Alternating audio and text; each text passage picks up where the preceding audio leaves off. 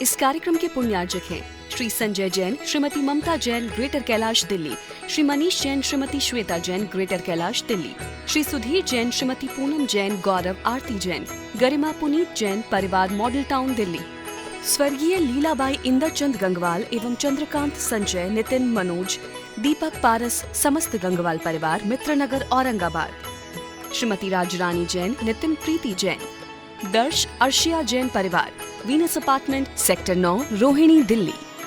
श्री आदिनाथ भगवान की जय, श्री चिंतामणि पाशनाथ भगवान की जय, आचार्य श्री मांगतंग स्वामी जी की जय, आचार्य श्री सिद्धांत सागर जी महाराज की जय, आचार्य श्री सौभाग्य सागर जी महाराज की जय। परम पूज्य आचार्य श्री सिद्धांत सागर जी महाराज के शिष्य आचार्य श्री सौभाग्य सागर जी महाराज की प्रेरणा से दिल्ली क्षेत्र में अक्षय तृतीया के दिन श्री भक्तांबर महाआराधना का आयोजन हो रहा है।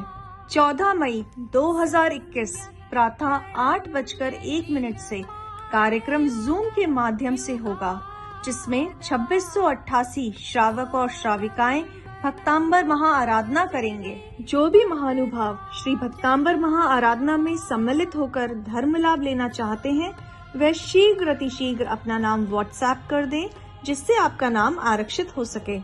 जय जिनेंद्र।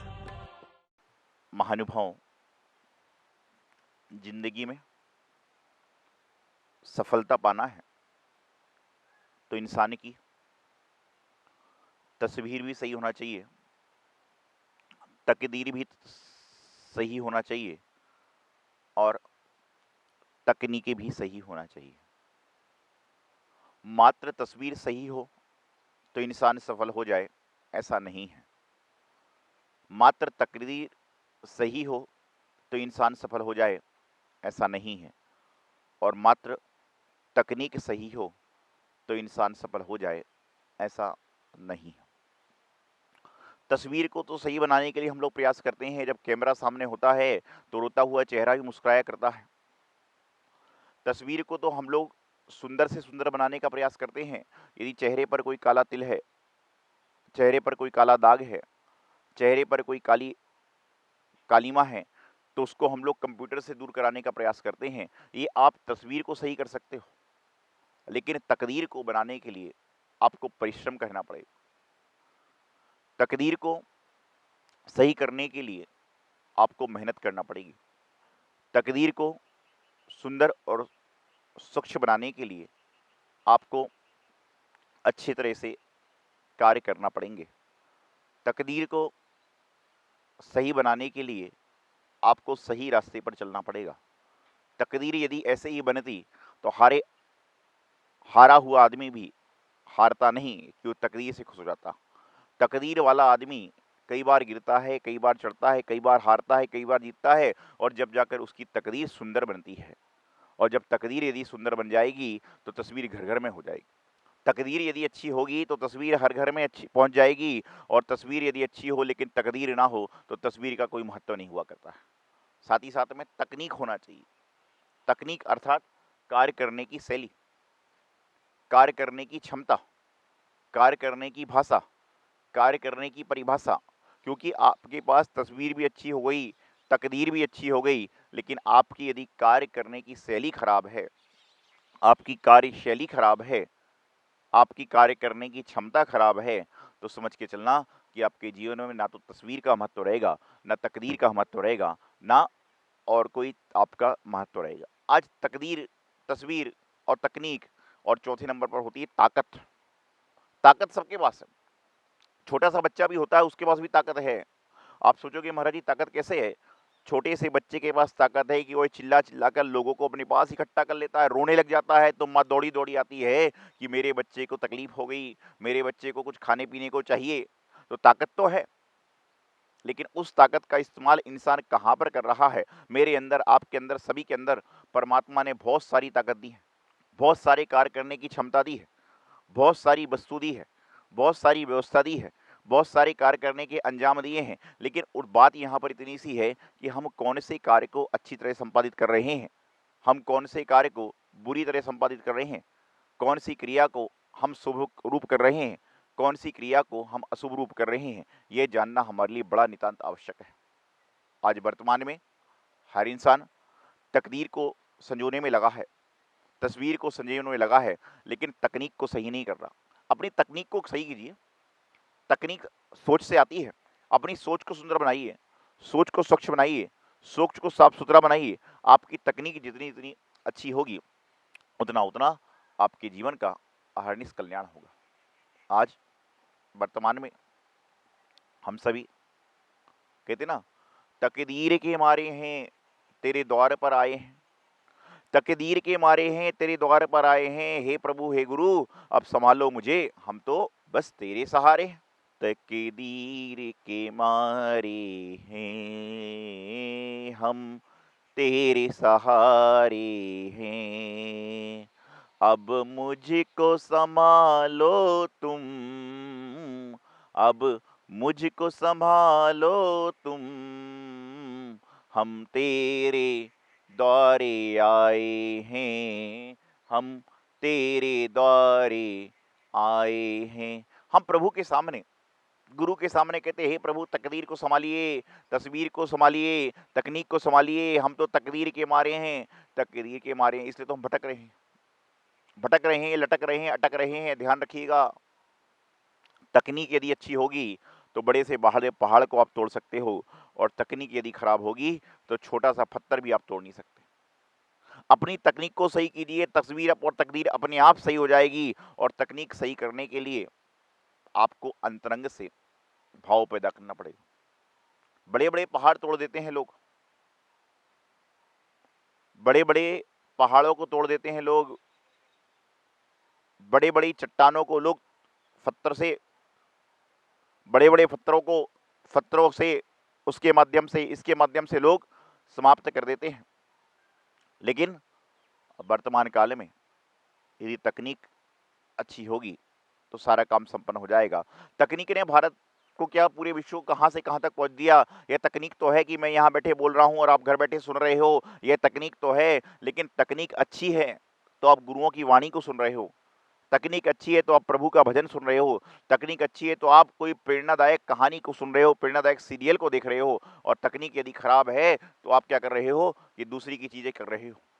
प्रेरणा आप उन लीजिए, मैं हमेशा एक बात कहता हूँ कि आप पढ़िए, आप कहानी को पढ़िए, विचारों को पढ़िए, सारी क्रियाओं को पढ़िए, और उनको पढ़िए जिन्होंने अपनी तकदीर को बुलंद किया है, उनको पढ़िए जिन्होंने अपनी तकनीक को बुलंद किया है, उनको पढ़िए जिनकी तस्वीरें घर घर में हैं। आप उनके जीवन चरित्र को पढ़िए, आप पाओगे कि उन्होंने कैसे कैसे संघर्ष किया। ध्यान रखिएगा, बिना गिरे व्यक्ति कोई चल नहीं सकता, बिना गिरे व्यक्ति कोई चल नहीं सकता, और बिना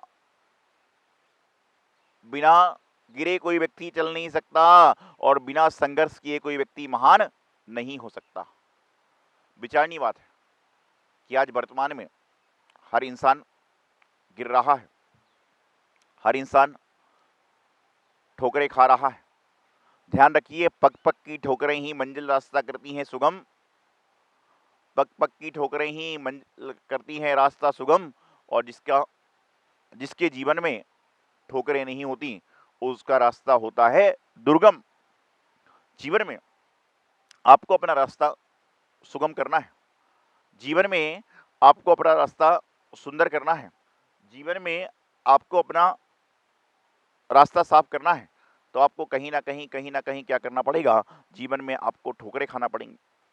क्योंकि ठोकर खाने के बाद में ही इंसान का रास्ता और साफ हो जाता है, परिश्रम करने से व्यक्ति और महान हो जाता है। आप सोचेंगे ठोकर खाने से रास्ता कैसे साफ होता है, क्योंकि जब इंसान ठोकरें खाता है, जब इंसान ठोकर खाता है तो उसके बाद में उस रास्ते पर और केयरफुल चलता है, और देखते हुए चलता है, और व्यवस्थाएं करते हुए चलता है। और जब इन सबको करते हुए चलता है, इन सबको देखते हुए चलता है, तो संसार में उसको कहीं पर भी कोई तकलीफ नहीं आती, संसार में उसको कोई भी परेशानी नहीं आती। तो तस्वीर को सुंदर तो आप कलाकारी से कर सकते हो, लेकिन तकदीर को सुंदर भी आपको बनाना है तो आपको अपनी तकनीक को सुंदर बनाना पड़ेगा। और जिस व्यक्ति के जीवन की तस्वीर सुंदर होती है, उस व्यक्ति के जीवन की तकनीक अपने आप सुंदर हो जाया करती है, उस व्यक्ति की तस्वीर अपने आप स्वच्छ हो जाया करती है, उस व्यक्ति की जीवन की व्यवस्थाएं अपने आप बन जाया करती हैं।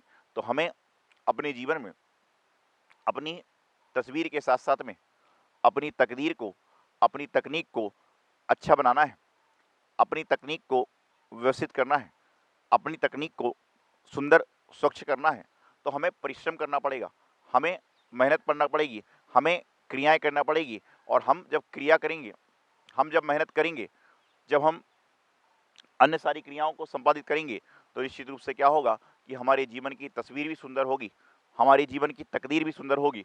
और जब तकनीक सुंदर हो जाएगी तो समझ के चलना कि जीवन का कल्याण अपने आप हो जाएगा।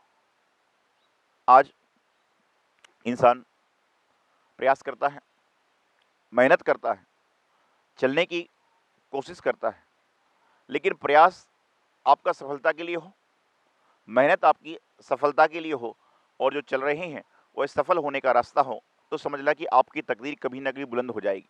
लेकिन इन सब के लिए आपकी तकनीक अच्छी होना चाहिए। मैंने बताया आपको कि बड़ी बड़े पहाड़ को, बड़ी बड़ी चट्टानों को, बड़े बड़े समुद्र को भी तकनीक के द्वारा पार किया जा सकता है।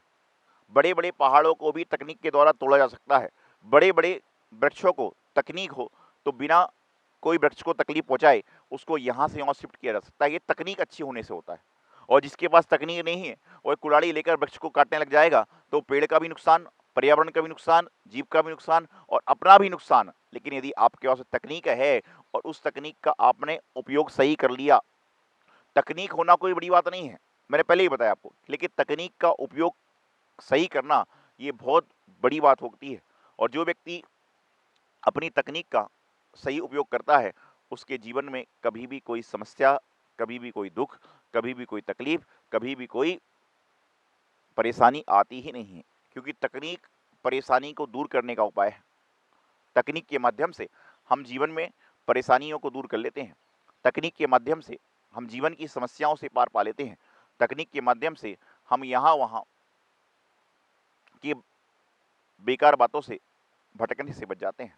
तो जिंदगी में तस्वीर को सुंदर करने के लिए आपके पास में आर्टिस्ट है, तस्वीर को सुंदर करने के लिए आपके पास में कलाकार हैं, तस्वीर को सुंदर करने के लिए आप खुद कलाकार बन जाते हो। फोटोग्राफर के सामने मेरी फोटो ऐसे नहीं ऐसे खींचना, टोपी लगा के खींचना, चश्मा लगा के खींचना, और तस्वीर सुंदर होने के बाद तकदीर को सुंदर बनाने का प्रयास करते हो। लेकिन ध्यान रखना, फोटो खींच रही है ये भी तो तकनीक है, जो फोटो सुंदर सी आ रही है ये भी तो तकनीक के माध्यम से आ रही है। नहीं तो क्या होता है, लोग बाल कटाने के लिए सैलून पर जाते हैं और सैलून पर जाने के बाद में वहाँ पर अपने नाई के द्वारा बालों को कटाते हैं।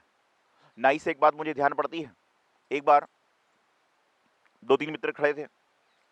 एक मित्र कहता है मेरे पिताजी इस जिले के बहुत बड़े ऑफिसर हैं, बड़े से बड़े लोग, बड़े से बड़े आदमी इनके सामने सिर को झुकाते हैं। दूसरे ने कहा कोई बड़ी बात नहीं है, मेरे पिताजी इस गांव के जमींदार हैं, इस गांव के जागीरदार हैं, मेरे पिताजी के सामने पूरे गांव का गांव सिर झुकाता है, 10-20 गांव के लोग सिर झुकाते हैं।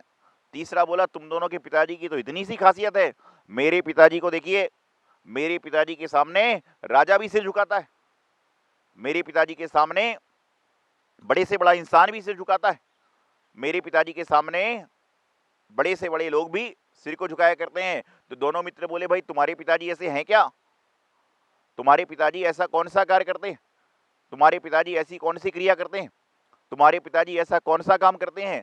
तो उसने जवाब दिया कि मेरे पिताजी नाई है, मेरे पिताजी नाई है। और नाई के सामने तो पूरी दुनिया सिर झुकाती है, क्योंकि बाल जब कटाना पड़ेगा तो इंसान जो है सिर को झुकाएगा। ध्यान रखना, ये कोई सिर झुकाने वाली बात नहीं है। सिर तो श्रद्धा से, भक्ति से, समर्पण से झुकता है, वही झुकना होता है। ऐसे तो रोज सुबह शाम घर की चौखट नीचे होती है तो आदमी को झुकना पड़ता है। रास्ते में चलते समय जब ट्रेन की पटरी पर से पार होते हैं उस समय ब्रेकेज लग जाता है, उस समय झुक के निकलना पड़ता है। वह झुकना नहीं है, वह अपने कार्य करने के लिए झुकना पड़ रहा है। लेकिन झुकता व्यक्ति अंतस से, अपने अंतरंग के भाव से है, अपने अंतरंग की व्यवस्था से है और अपने अंतरंग की क्रिया से है। तो झुकना भी तकदीर है, झुकना भी तस्वीर है और झुकना भी तकनीक है। तो अपने जीवन में अपने तस्वीर को सुंदर बनाने के साथ साथ में अपनी तकदीर को सुंदर बनाने का प्रयास करें, अपनी तकनीक को सुंदर बनाने का प्रयास करें और अपनी ताकत को इस्तेमाल सही करें, ताकत का दुरुपयोग मत करें। क्योंकि ताकत का सदुपयोग करोगे तो जीवन का कल्याण होगा, और ताकत का दुरुपयोग करोगे तो तकनीक भी खराब होगी, तकदीर भी खराब होगी, और तस्वीर तो खराब होना ही है। आज घरों में ताकतवर बहुत सारे लोग होते हैं, बड़े बड़े पहलवान ताकतवर हुए, बड़े बड़े सुरमा ताकतवर हुए, बड़े बड़े गुंडे मवाली भी ताकतवर हुए, लेकिन घरों के अंदर लोग उनकी तस्वीर लगाना चाहते हैं कि जिन्होंने अपनी ताकत का इस्तेमाल देश के लिए किया, राष्ट्र के लिए किया, धर्म के लिए किया। आज फौजी को, आज सैनिक को, आज अन्य लोगों को लोग श्रद्धा की दृष्टि से, विश्वास की दृष्टि से क्यों देखते हैं? क्योंकि उन्होंने अपनी ताकत का सही इस्तेमाल किया, अपनी ताकत का सही उपयोग किया। इस कारण से उनको हर व्यक्ति अच्छे भाव से, अच्छी व्यवस्था से, अच्छी क्रिया से देखता है। और लेकिन इसके विपरीत जिस व्यक्ति ने अपनी ताकत का इस्तेमाल देश के साथ खराब करने से किया, बम ब्लास्ट करने में किया, उसको किया, तो उसकी तस्वीर बड़े ही पेपर में बड़े फ्रंट पर हो, लेकिन कोई देखना ही नहीं चाहता। बोले कितना गलत आदमी था जिसने देश का नुकसान किया। तो अपनी तस्वीर को, अपनी तकदीर को, अपनी तकनीक को और अपनी ताकत का सही इस्तेमाल करें, जिससे आपका जीवन सही होगा, आपकी तस्वीर सुंदर होगी, आपकी तकदीर सुंदर होगी। चिंतामणि पारसनाथ भगवान की जय, आचार्य गुरुदेव सिद्धांत सागर जी महाराज की जय। महानुभाव सौभाग्य संस्कार ट्रस्ट दिल्ली के माध्यम से दिल्ली में जो कोविड मरीज हैं उनके लिए लगातार भोजन की व्यवस्था उनके घर घर तक पहुंचाई जा रही है। इसमें जो लोग तन मन धन से सहयोग दे रहे हैं उनको मेरा बहुत बहुत मंगल आशीर्वाद कि आप सभी लोग इस पुण्य काम में सहयोग करके अपने जीवन का सौभाग्य बढ़ा रहे हैं। सभी संयोजकों को, सभी भक्तों को मेरा बहुत बहुत आशीर्वाद। इसी तरह से सारे काम करते रहें। और आप सभी से कहना चाहूँगा कि आपके आसपास कोई भी व्यक्ति हो तो ज़रूर संयोजकों को सूचना दें, जिससे उनको भी इस सेवा का लाभ मिल सके। इस कार्यक्रम के पुण्यार्जक हैं श्री संजय जैन, श्रीमती ममता जैन, ग्रेटर कैलाश दिल्ली, श्री मनीष जैन, श्रीमती श्वेता जैन, ग्रेटर कैलाश दिल्ली, श्री सुधीर जैन, श्रीमती पूनम जैन, गौरव आरती जैन, गरिमा पुनीत जैन, परिवार मॉडल टाउन दिल्ली, स्वर्गीय लीलाबाई इंदरचंद गंगवाल एवं चंद्रकांत संजय, नितिन मनोज, दीपक पारस, समस्त गंगवाल परिवार, मित्रनगर औरंगाबाद, श्रीमती राजरानी जैन, नितिन प्रीति जैन, दर्श अर्शिया जैन परिवार, Venus apartment, sector 9, Rohini, Delhi.